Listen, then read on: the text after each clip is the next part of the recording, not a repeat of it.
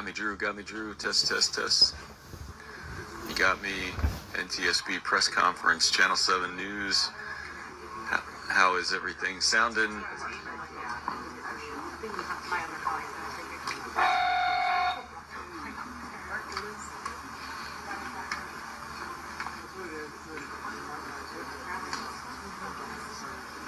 You need me to do it again, Drew, or?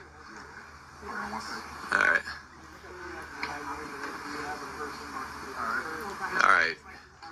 This serves two purposes. We got the light test over here, and then lighting test, and then we got the audio test. So everything all right?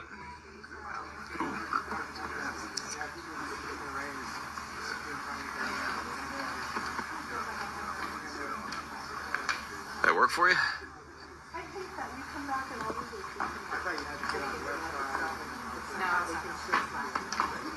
Yeah, no worries. Yeah, we're fighting the cameras on.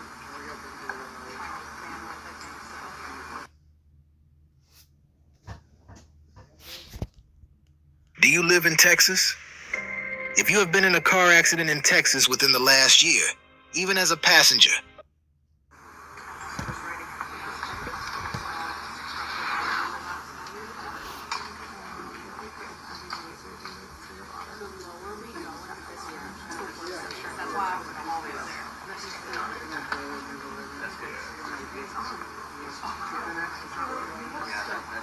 Yes, this is my favorite, and I feel that on purpose. I was asking another reporter for help. I didn't go to option with my dog. I'm sorry. I don't know. I'm so like, I'm so random. I just did that. I didn't. So I was like, sorry about your dog. I just reported to say that for a long time. I am sorry about the dog. Yeah, I think it'll be honored. I shouldn't have looked at that. We'll just hope for that. Yeah, and actually connected right away. Oh, I'm waiting for them to take it over number 5, but I don't think it's worth last time. Yeah, I was trying to. I did actually get it connected, but it's because they were overseas and it might not have it yet. Because they could just it wasn't right.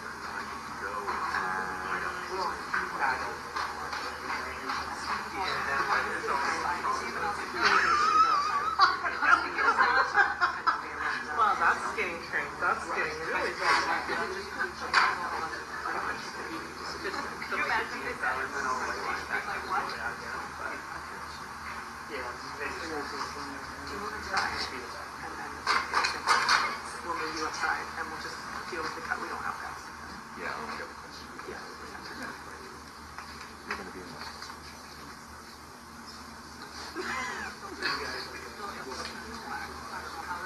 See, yeah, me too. I can send shots, but I can't. Sometimes they just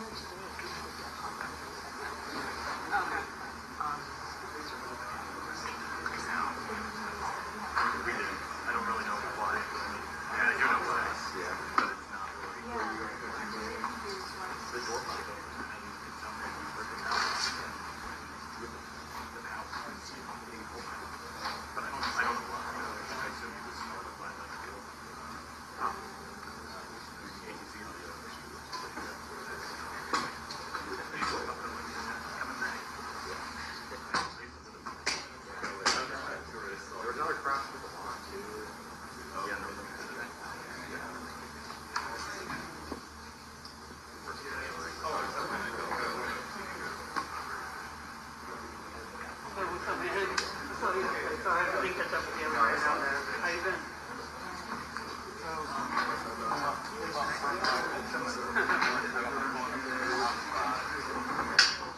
You got some more trips lined up?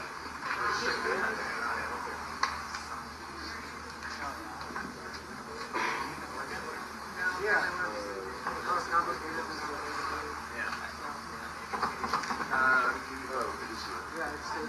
I know, there's so many places. Yeah, well, I mean, I can do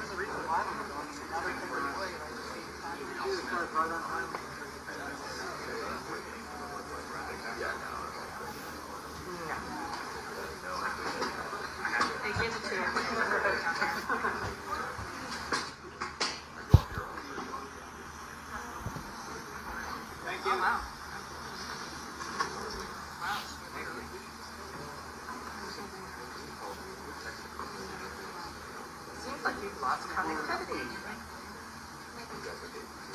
Most of that.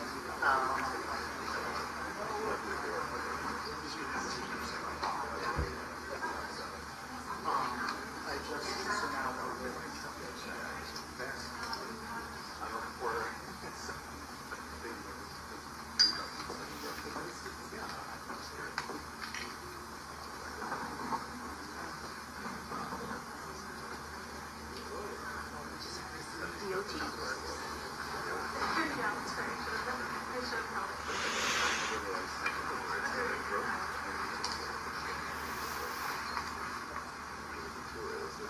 oh, weird. It works on Monday.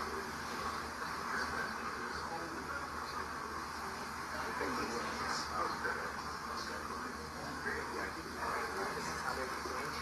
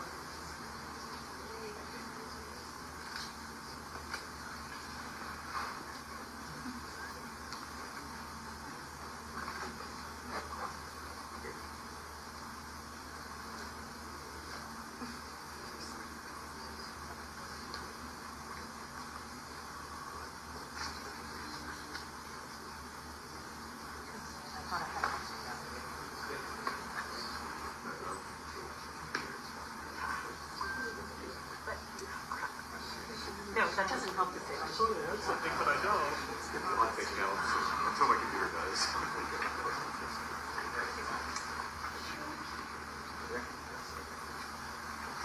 Yeah.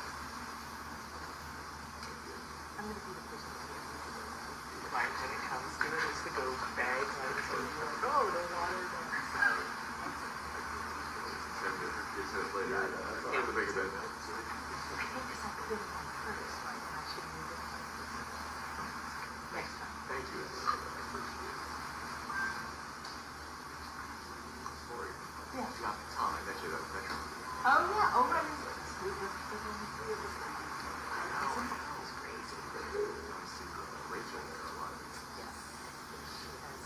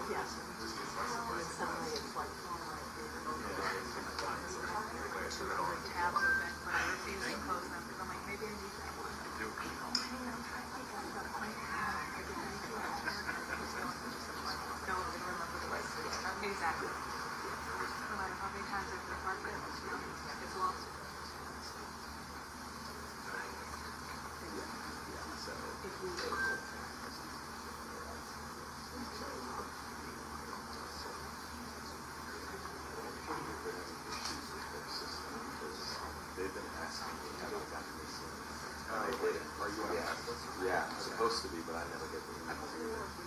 No, because somebody from our organization did get an email. I'm with Fox. And yeah. So every time they send something, I text them, hey, did you get that one? Maybe it'll get fixed.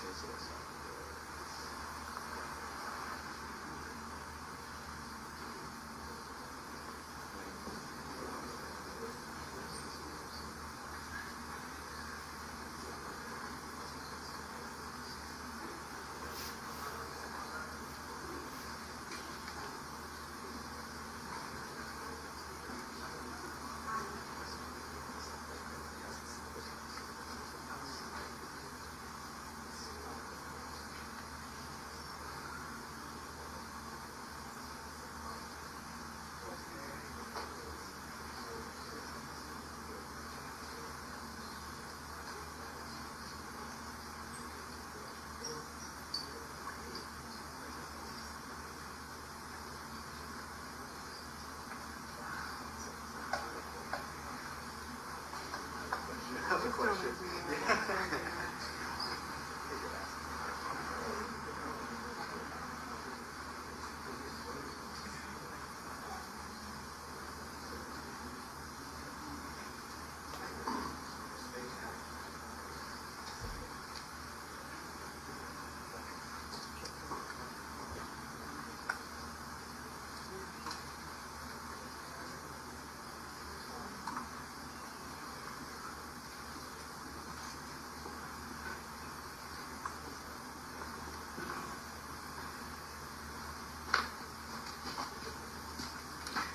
Good afternoon.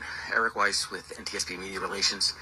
Today you'll be briefed on the January 29th MidAir collision outside Ronald-Reagon Washington National Airport. Briefing today will be NTSB Chairman Jennifer Homendy, as well as IIC, or Investigator in Charge, Bryce Banning, BRICE BANNING.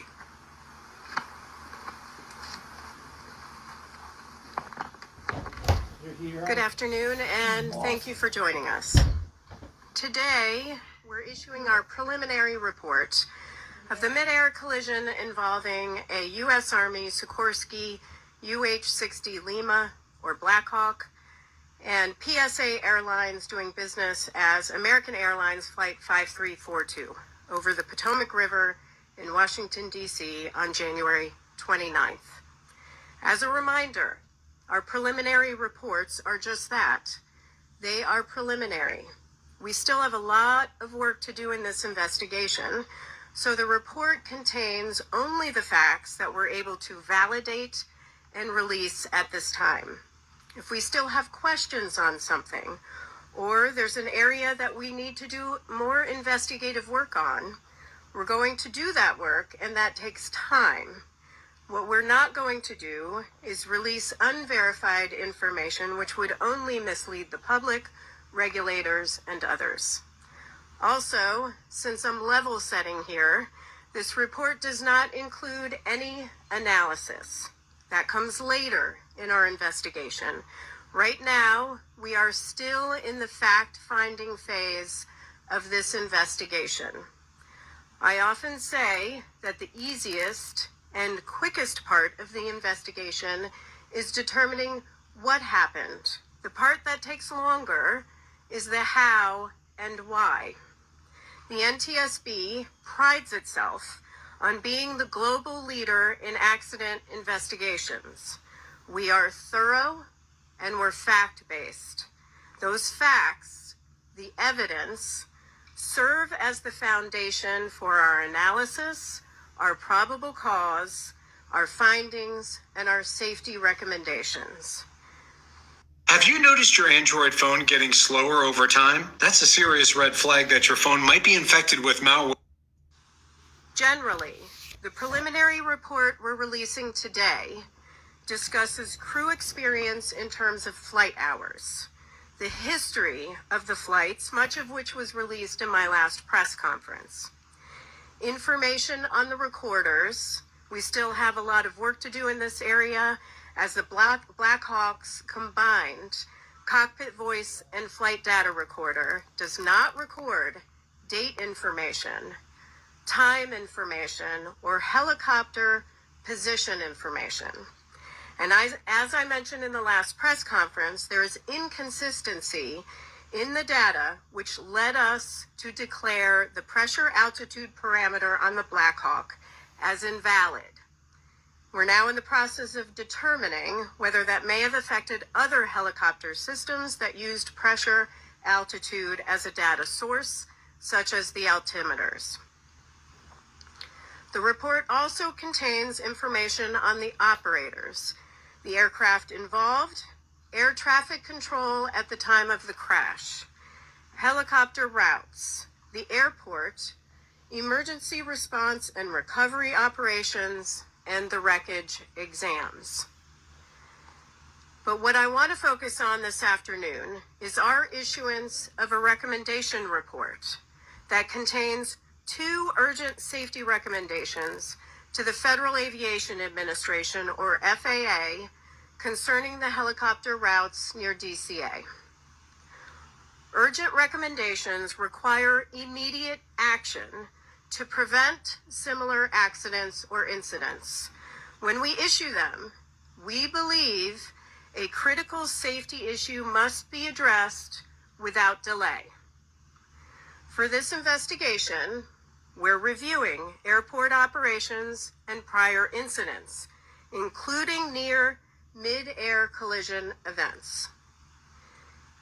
Information gathered from voluntary safety reporting programs and the FAA regarding encounters between helicopters and commercial aircraft near DCA show that from 2011 through 2024, a vast majority of reported events occurred on approach to landing.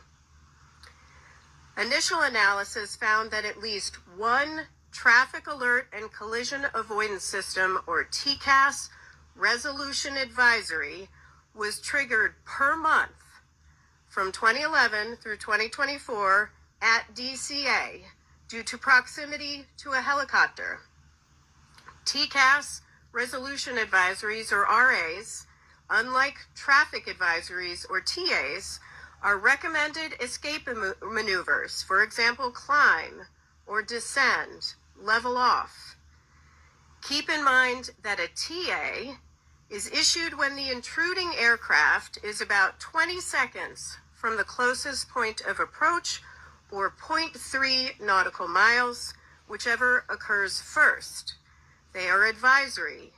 RAs indicate a collision threat and require immediate action. In over half of the encounters we reviewed, again from 2011 through 2024, the helicopter may have been above the route altitude restriction. 2/3 of the events occurred at night. We then reviewed commercial operations at DCA and found that between October 2021 and December 2024, there were a total of 944,179 commercial operations at DCA. These are instrument flight rules, or IFR, departures or arrivals. Again, that number is 944,179 commercial operations at DCA. During that time, again October 2021 through December 2024, there were 15,214 occurrences, or close proximity events, between commercial airplanes and helicopters, in which there was a lateral separation distance of less than 1 nautical mile and vertical separation of less than 400 feet. There were 85 recorded events that involved a lateral separation of less than 1,500 feet and vertical separation of less than 200 feet. As a result of the accident, U.S. Department of Transportation Secretary Sean Duffy took swift action to ensure safety and restrict helicopter traffic from operating over the Potomac River at DCA until March 31st. And I want to commend him for that and commend the work of the FAA to also take swift action. As that deadline nears, we remain concerned about the significant potential for a future mid-air collision at DCA, which is why we are recommending a permanent solution today. On the chart to my right is a cross-section of the airspace that extends from runway 33's center line, spanning from the runway to the east bank of the Potomac River. The figure shows the separation distance that would exist according to FAA charts, with a helicopter on Route 4 and an airplane descending on the glide slope to runway 33. As stated in my last press conference and confirmed by the FAA, helicopter routes established by the FAA have no lateral boundaries, and the Baltimore-Washington helicopter route chart includes no warning for helicopters to operate a defined distance from the shoreline. So this shaded region right here represents an approximation of the area in which helicopters could be flown. We know that the helicopter on the accident date was not in this area. It was to the west. But at the maximum altitude here of just 200 feet, a helicopter operating over the eastern shoreline of the Potomac River would have just 75 feet of vertical separation from an airplane approaching runway 33. 75 feet. That distance decreases if the helicopter is operated farther from the shoreline. And again, this helicopter, the Black Hawk, was operated farther to the west. We've determined that the existing separation distances between helicopter traffic operating on Route 4 and aircraft landing on runway 33 are insufficient and pose an intolerable risk to aviation safety by increasing the chances of a mid-air collision at DCA. Let me repeat that. They pose an intolerable risk to aviation safety.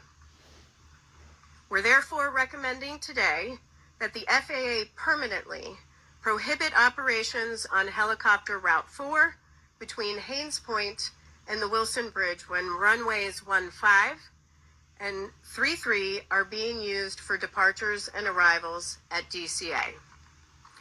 Now we recognize that a total closure of helicopter 4 between Haynes Point and the Wilson Bridge during times when runway 15 and runway 33 are in use would restrict a vital aviation corridor used for law enforcement activity, Coast Guard patrols, and continuity of government operations.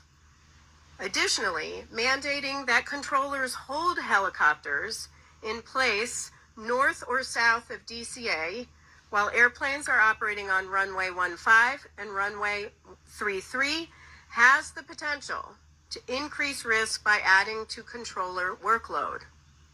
So we are also recommending that the FAA designate an alternative helicopter route that can be used to facilitate travel between Haynes Point and the Wilson Bridge when that segment of Route 4 is closed. From here, our team has a lot of work to do.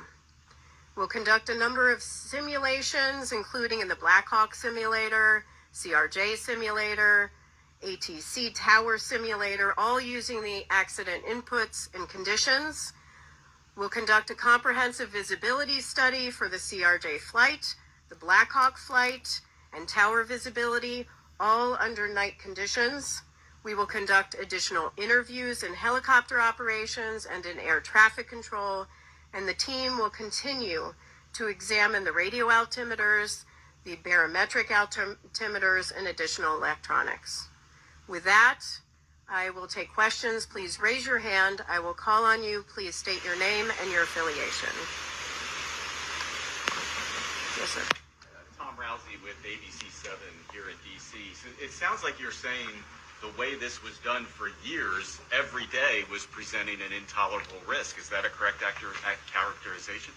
Yes, that is a correct characterization. There's a serious safety issue here, which is why we're issuing these urgent safety recommendations. Fortunately, and I am pleased that Secretary Duffy took immediate action. Now we need to see that more permanent solution. Well, now that said, the alternate, you're recommending an alternate route. Couldn't that take it over homes and potentially create battles there? That is something that the FAA has to look at and try to designating that route, which is why we're not prescribing a particular route. That is something they'll have to look at. Next question.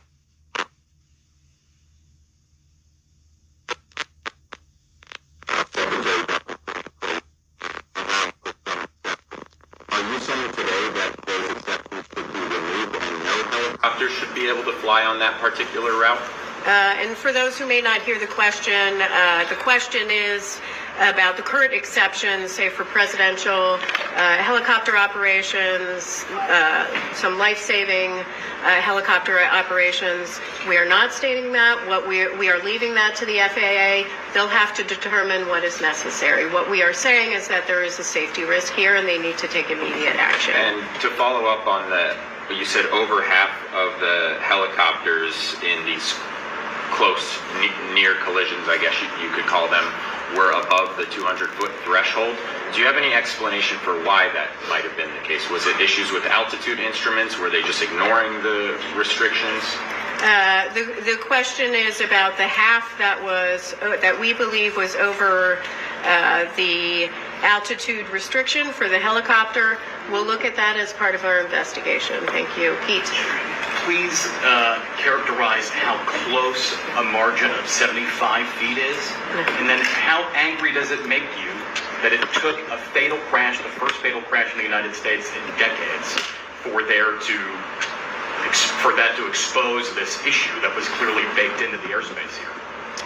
Well, the question is, could I characterize how close 75 feet is and whether this makes me angry? First, 75 feet is very close. That is far too close of a proximity. We have stated it's an intolerable risk to aviation safety. And we have called on DOT, FAA to take action. With respect to how angry it makes me, it does make me angry, but it also makes me feel incredibly devastated for families that are grieving because they lost loved ones. It shouldn't take a tragedy like this to occur. Unfortunately, one did, and so we are calling on action, but there clearly were indicators. Come with me for my free exam and consultation for Smile Express to achieve my dream smile in 4 years. Where safety trending could have occurred.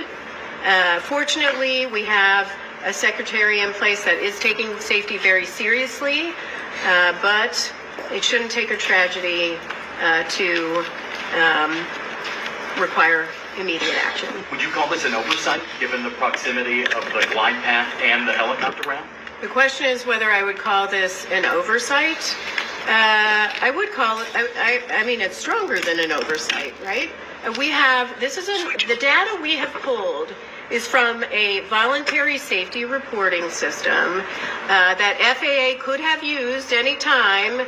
That data from October 2021 through December 2024, they could have used that information any time to determine that we have a trend here and a problem here and looked at that route.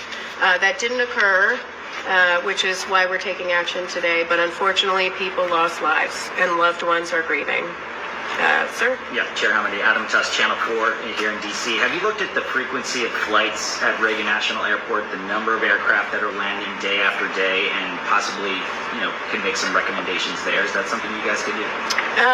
The question is on the number of flights that are landing and departing from DCA and whether we're taking a look at that. Certainly, everything is on the table right now as far as our investigation is concerned, and we will look at that. We're certainly going to look at separation distances between landing and departing aircraft as part of our investigation. That's something we would look at, but that's still to be done. Yes. BBC News, normally at AAlines. I wonder if you could tell us, could this have been prevented if there'd been more staffing? The question is, could this been prevented if there was more staffing? I assume you mean in air traffic control.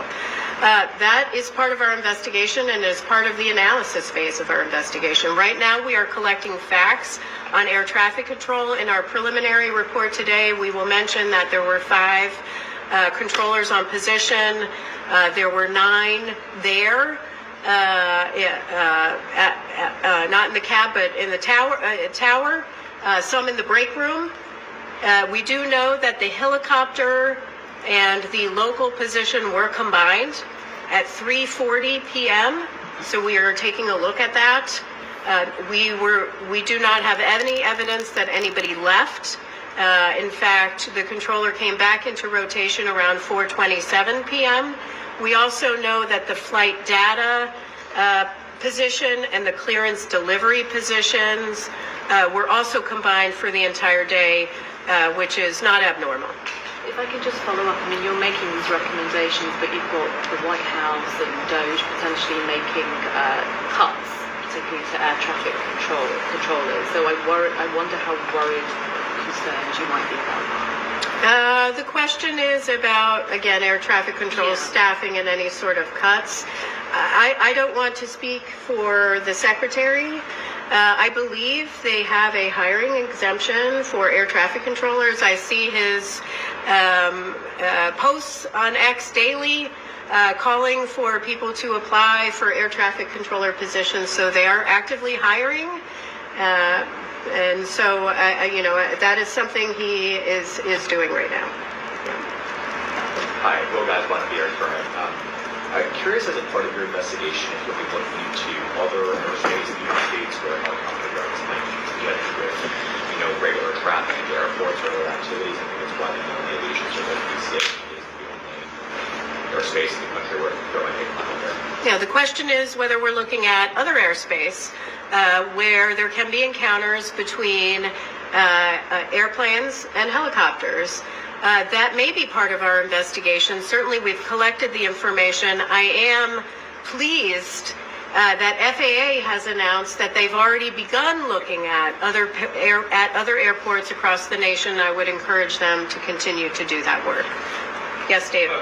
Chair Hamidi, 2 questions for you. One, did the board consider making recommendations to the military to have ADSB out on all helicopter flights in the area? Because we know that was not operating at the time.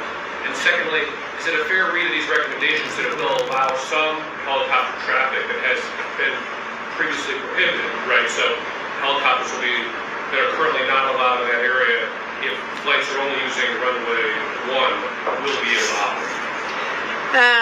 The last question is about runway 1. Yes, our recommendations are focused on runway 15 and runway 33 and prohibiting that helicopter traffic when those are in operation. We did not address runway 1. That can continue. And your other question on ADSB.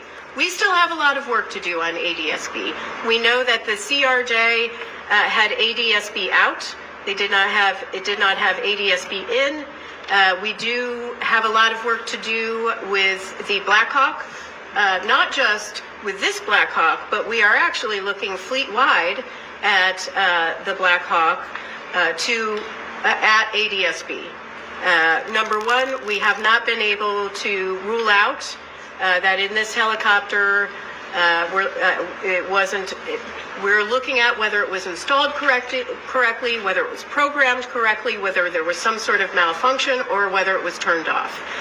But we're not just leaving that to this helicopter. We're looking at it more broadly to really understand how the Army deals with ADSB. Yes. Leah Rudenberg at Gray Television. In that 13-year span, we said there was at least 1 air traffic collision avoidance triggered each month. Can you give some context as to what that national average is like for other large airports or other airports near military operations? The question is on the TCAS alerts that we found at least 1 every month from 2011 through 2024, and could we characterize that more nationally at other airports? Right now we're focused on DCA. FAA is looking at other airports, and we are pleased with that and encouraging them to do that. We also may look at other airports as part of this investigation. 2 more questions? Yep. We'll count that as one. Okay, thank you. So going back to the collision and evidence, it seems like there's a lot of red flags. Did anybody raise like a red alarm before, or is it just came up because of this incident? And then going back to the controllers and the combining, do you have any insight into how often that happens, especially at the DCA tower? Well, with respect to, there's a question on the controllers and how often they combine. I will say the combined positions of flight data and clearance delivery, as we understand it, is pretty normal. With respect to helicopter and local traffic, there are standards that FAA has in place on when they can combine them, and they have to seek certain permissions. But as far as data on how often, that is something we are looking at as part of our investigation. And I'm sorry, your second question was? Oh, going back to the 1 a month, that type of thing. Oh. Did anybody raise an alarm, or did it just come up because you did the deep dive? Regarding, did anyone raise alarm regarding the TCAS RAs that went off at least once a month? Here's how I'll answer it. The 15,214 occurrences that we identified as close proximity events with the help of FAA, close proximity events between helicopters and airplanes between October 2021 and December 2024. Some of those is information they obtain. A number of those are through voluntary safety reporting systems. So that means somebody did flag it and call it in. Is that the NAS or the FAS, or what's the reporting system for that? Well, ASAP reporting system? Yeah, it's the ASAP reporting system. Next question. Yep. Max Marcelo from DC News Now. You mentioned that there was a risk if these permanent changes were not put in place. What would your message be to the many people flying in or out of DCA today and in the near future? Well, today, though, with the exception, the question is, what is my message for people flying in and out of DCA? I assume you mean about safety? Yes. I just flew with my daughter out of DCA on a CRJ with PSA Airlines. Aviation is incredibly safe. DCA is where I always fly out of. I say often that your biggest risk is in your personal vehicle when you're going to and from the airport. Aviation is safe. However, there are safety issues in areas where we need to improve to make sure that we are at zero. And so that is the role of the NTSB in investigating. This is why we issue urgent safety recommendations. Thank you very much. Thank you very much.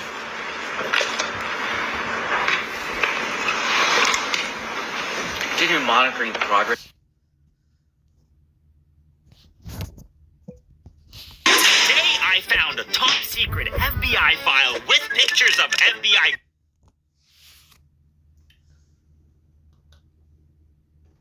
That was a very detailed reporting. However, that still doesn't answer the question. In regards to why numerous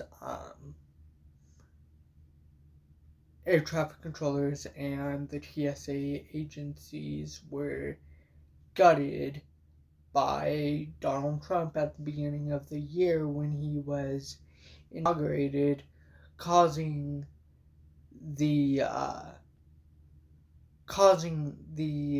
collision. And that's what the majority of us would like to know, is why all of a sudden this is happening because of Donald Trump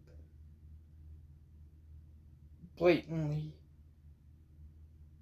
illegally, and unconstitutionally gutting the FAA and the TSA.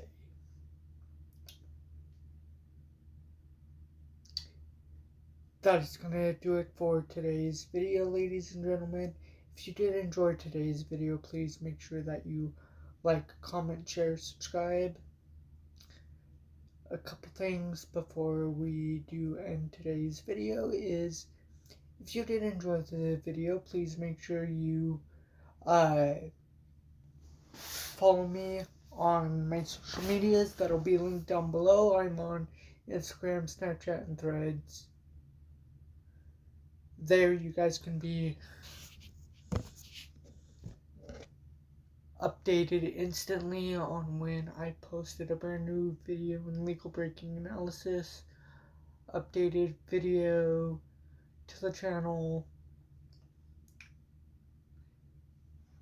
A second way you guys can be updated instantly is if you click the bell icon that is right next to the subscribe button down below the screen here, directly on the right hand side, and clicking the all icon. That way you guys can be notified of all legal breaking analysis videos that come out onto the channel. And that way you're constantly in the know-how and you never miss a update on what is going on, such as the reporting from today's video. Thank you, ladies and gentlemen, for watching. That is gonna do it for the video. That's all I have for today. I will talk to you guys in the next video. In the meantime, please stay safe and please stay positive. And I will talk to you guys in the next legal breaking reporting.